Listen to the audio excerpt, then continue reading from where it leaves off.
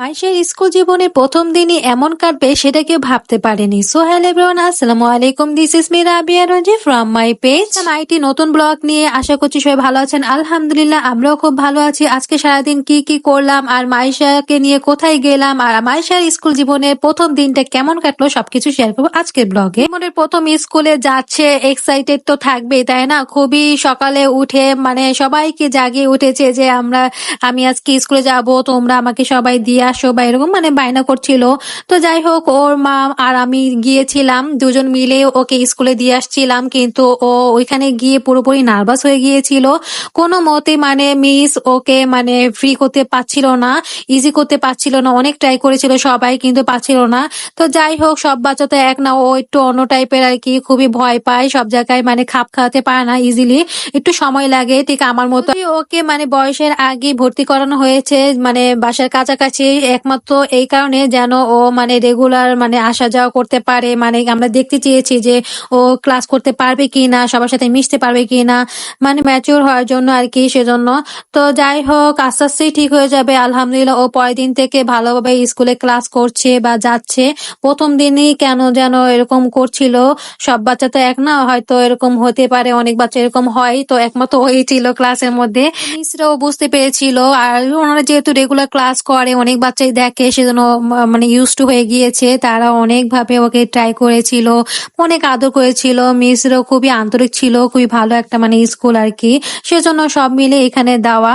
তো যাই হোক, আমরা ছুটি হয়ে গিয়েছে সেজন্য ওকে নিয়ে চলে আসলাম। আসার পর ফ্রেশ হয়ে খাওয়া দাওয়া করে নিলাম, যেহেতু বিকালে বের হব। মাইশার স্কুলের ড্রেস, তারপর হচ্ছে জুতা, মানে সবকিছুই কেনাকাটা বাকি আছে, এখন আমরা কিছু করিনি, সেজন্য আজকে বিকেলে যাব। তো রোদে বসেই গোসল করে গরম গরম ভাতের সাথে শাক, তারপর হচ্ছে শীতের সবজি মানে খাওয়া দাওয়া করছি আর কি, সেটাই শেয়ার করলাম। তারপর হচ্ছে বিকেলে একটু মানে রেডি হয়ে সেটা মানে দেখানোর চেষ্টা করলাম কিভাবে আজকে বোরকা পরে গেলাম শপিং এ। তারপর হচ্ছে গিয়ে মাইশার মাম্মাম, তারপর আমি আর হচ্ছে মাইশা, তিনজন মিলে আমরা বের হব আজকে মাইশার শপিং করার জন্য। সে খুবই এক্সাইটেড, মানে সে বাইরে ঘুরতে গেলে তো খুবই খুশি হয়। শুধু ও না, সব বাচ্চারে আর কি। তো তাকে নিয়ে রিক্সা উঠে পড়লাম আর ভিডিও ক্লিপস নিলাম, কেমন দেখা যাচ্ছে এখানে তাই না। যাই হোক, তো ওর আছে আগে আমরা জুতা শপিং করে ফেললাম। জুতাটা যদিও একটু বড় সাইজ ছিল, তো সমস্যা নেই, এত বেশি বড় ছিল না, ভালোই ছিল এটা। আর এর থেকেও ছোট সাইজ ছিল না, সেজন্য আমরা নিয়ে নিয়েছি। তো এখানেও সেই লজ্জা পাচ্ছে, মানে তার দিনটাই গেল লজ্জা পেতে পেতে। তো দোকানদার ভাইও মানে খুব আদর করছিল ওকে, যে কেন তুমি লজ্জা পাচ্ছ। তো ও বলছে যে আমি আজকে স্কুলে গিয়েছি, নতুন সবাই বন্ধু হয়েছে, নতুন মিস ছিল, সেজন্য আমার খুব লজ্জা লাগছে। তো এই কথা শুনে আমরা হাসতে হাসতেছিলাম যে এইটার জন্য নাকি লজ্জা পায়। তো যাই হোক, ওর কেনাকাটা শেষ করে ওর আম্মুরও মানে জুতা কেনাকাটার দরকার ছিল, সেজন্য ও কেনাকাটা করলো।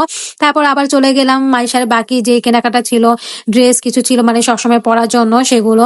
আর এখানে মানে খুবই হাস্যকর একটা ব্যাপার ছিল, মানে ও তো টুপি এগুলো পরবে না বা পরেও না। তো ওর আম্মু জোর করে এক একটা পরাচ্ছে আর দেখাচ্ছে। প্রথমে যদিও রাজি ছিল না, তারপর বলছে যে আচ্ছা ঠিক আছে মামা, আমাকে পরিয়ে দাও। মানে যখন বলছে এটা স্টাইলিশ সুন্দর লাগবে, তোমাকে এরকম লাগবে, তো তখন বলছে আচ্ছা ঠিক আছে আমাকে কিনে দাও। মানে এক একটা পড়াচ্ছে আর ও বিরক্ত হচ্ছে না পেরে, মানে কিছু বলতেও পারছে না।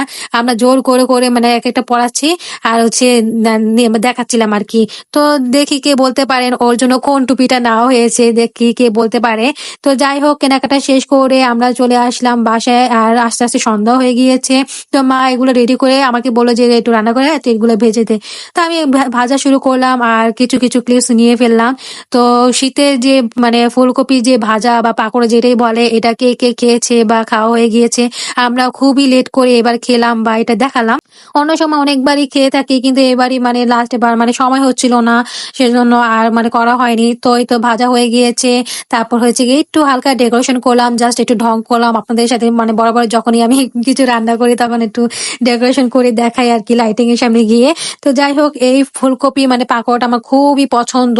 মানে পাকোড়া এইগুলো আইটেম তো আমার খুবই সবসময় মানে খুবই ভালো লাগে, মজা লাগে, সবারই মানে সন্ধ্যা নাস্তা হিসেবে খুবই ভালো লাগে। আর ফুলকপি এগুলো সবজি আমাকে যদি এমনি লবণ দিয়ে জাস্ট তেল দিয়ে একটু মরিচ দিয়ে যদি হালকা করে ভেজে দেয়, তারপর আমি খেতে পারবো। মানে এত পছন্দ আমার ফুলকপি, বাঁধাকপি, তারপর হচ্ছে ক্যাপসিকাম এইগুলা টাইপের আর কি। তো আমাদের টমেটো সস ছিল না, সেজন্য বারবিকিউ সস দিয়ে আমরা খেয়ে ফেলছি, মা আনতে ভুলে গিয়েছিল, সেজন্য এটা দিয়ে খেয়ে ফেলছি। প্ল্যান ছিল উইন্টার নিয়ে যে এখানে এখানে করব বা এখানে যাব বা এগুলো দিয়ে এইগুলো করব, সেগুলো আপনার সাথে শেয়ার করবো, বাট হয়নি। কারণ হচ্ছে আমার পরীক্ষা ছিল পরে একটা মাসে, আর অনেক ঝামেলা ছিল সব মিলিয়ে সেজন্য আর করা হয়নি। আর আমি যেই অলস মানে বাসায় একবার ঢুকলে আর বেরোতে চাই না, অথচ দূরে কোথাও গেলে আমি সোজা দৌড় দিয়ে চলে যাই। তো যাই হোক, রান্নাঘরে এসে দেখি আবার মা আবার তালের পিঠা বানাচ্ছে। অনেক সুন্দর নরম হয়েছে, গোলগোলা টাইপের। তো আমি গরম অবস্থায় ধরে আমার হাত পা জ্বলে যাচ্ছিল, লাল হয়ে গিয়েছে। তো যাই হোক, আজকের ভিডিওটা কেমন লাগলো অবশ্যই কমেন্টে জানাবেন। আর সবসময় ভালোবাসা সাপোর্ট দিয়ে থাকবেন, ইনশাল্লাহ আমিও থাকবো, ট্রাই করব। তো ভালো লাগলে লাইক কমেন্ট শেয়ার করবেন। আজকে এই পর্যন্ত, আল্লাহ হাফেজ, আসসালামু আলাইকুম।